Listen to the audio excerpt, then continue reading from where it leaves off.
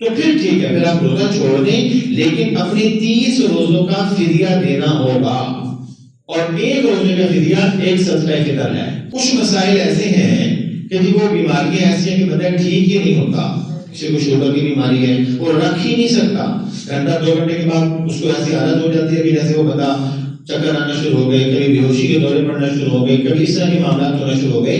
ایسے مریض، ایسے بوڑھے حضرات، ایسی بوڑھی خواتین، ایسے وہ تمام لوگ جن کی بیماری کوئی بھی ایسی بیماری ہے، اللہ تعالیٰ سب کو صحت عطا فرمائے، اس قدر شدید بیماری ہے ان کی کہ وہ بیماری، اس بیماری کی وجہ سے وہ روزہ رکھ ہی نہیں سکتے ہیں، رکھتے ہیں تو یا بیماری بڑھ جائے گی یا جان نکل جائے گی، تو اس صورت میں ان کو روزہ چھوڑنے کی اجازت ہے۔ کرنا کیا پڑے گا؟ ہر روزے کا فدیہ دینا پڑے گا، ہر روزے کا فدیہ طعام مسکین، قرآن کہتا ہے ہر روزے کا فدیہ دینا پڑے گا۔ ایک روزے کا فدیہ کتنا ہوگا؟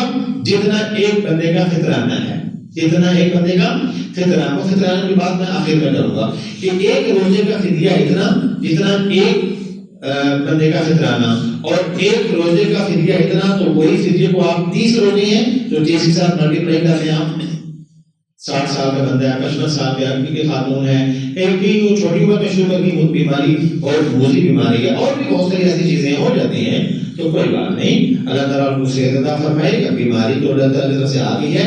الدین یسر، الدین بڑا آسان ہے، دین مشکل نہیں، جہاں ضرورت ہے اللہ نے خود نبی کی ہے سب کے لیے۔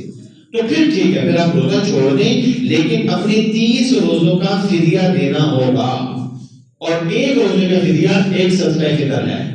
سمجھ آ گیا مسئلہ؟